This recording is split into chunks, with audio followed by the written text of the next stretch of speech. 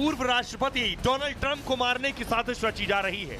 3 दिन के अंदर सामने आई घटनाएं साफ साफ इशारा कर रही हैं कि ट्रंप की जान को बड़ा खतरा है। पहले रैली में ट्रंप को गोली मारी गई, जिसमें वो बच गए। अब अमेरिकी पुलिस ने चाकू लिए हुए एक शख्स को गोली मार दी है, जो रिपब्लिकन कन्वेंशन सेंटर के बाहर घूम रहा था, जिसमें ट्रंप भी मौजूद थे। सवाल यही है कि कौन है जो ट्रंप को हर कीमत पर खत्म कर देना चाहता है। आइए अब आपको बताऊं कि कैसे ट्रंप पर जो हमलावर थे वो चाकुओं के साथ पहुंचे थे, चाकू लेकर पहुंचे थे। ये देख रहे हैं तस्वीर, ट्रंप थे अंदर और चाकूबाज बाहर खड़े थे और दोनों को फिर ढेर कर दिया गया। अमेरिका के पूर्व राष्ट्रपति डोनाल्ड ट्रंप की जान को खतरा है। रैली के दौरान ट्रंप को गोली मारी गई। गोली ट्रंप के कान को छूते हुए उस वक्त तो निकल गई। 3 दिन बाद फिर ट्रंप की सुरक्षा को लेकर खतरा देखा गया। मिल्वॉकी शहर में पुलिस ने 21 साल के एक युवक को गिरफ्तार किया। युवक रिपब्लिकन कन्वेंशन सेंटर के बाहर AK-47 के साथ पकड़ा गया।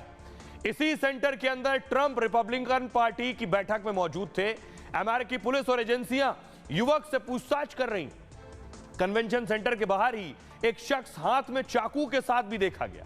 शख्स ने एक व्यक्ति पर हमला भी कर दिया। पुलिस ने आरोपी शख्स को चाकू फेंकने के लिए कहा, चाकू नहीं फेंका तो पुलिस ने उसे गोली मार दी।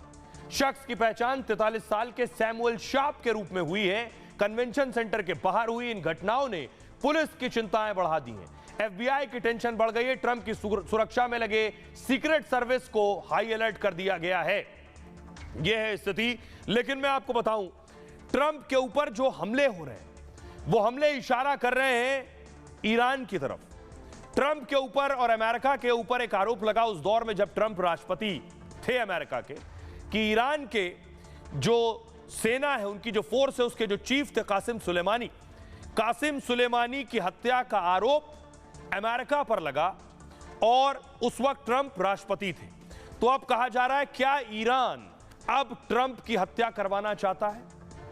ट्रंप पर जानलेवा हमले को लेकर यह बातें सामने आ रही हैं। दावा है कि अमेरिकी एजेंसियों को कुछ हफ्ते पहले एक अलर्ट मिला था। ईरानी साजिश को लेकर यह अलर्ट था। अलर्ट के बाद ट्रंप की सुरक्षा बढ़ा दी गई। ट्रंप पर हमला करने वाला क्या ईरानी साजिश का हिस्सा था? अमेरिकी एजेंसियां इसकी जांच कर रही। ईरान अमेरिका को अपना सबसे बड़ा दुश्मन मानता है। जनवरी 2020 में ईरानी सैन्य कमांडर कासिम सुलेमानी की हत्या हुई। ईरान ने हत्या के लिए डोनाल्ड ट्रंप को जिम्मेदार बताया था। ट्रंप उस वक्त अमेरिका के राष्ट्रपति थे। दावा है कि इन्हीं के आदेश पर सुलेमानी को मारा गया। ईरान ने सुलेमानी की हत्या का बदला लेने की कसम ली। ट्रंप पर जानलेवा हमले को उसी से जोड़ा जा रहा है, लेकिन ईरान ने सारे आरोपों को गलत बताया है। ईरान के प्रवक्ता ने कहा है कि ट्रंप एक अपराधी हैं। सुलेमानी की हत्या को लेकर उन पर केस होना चाहिए। ट्रंप को इसके लिए सजा भी मिलनी चाहिए।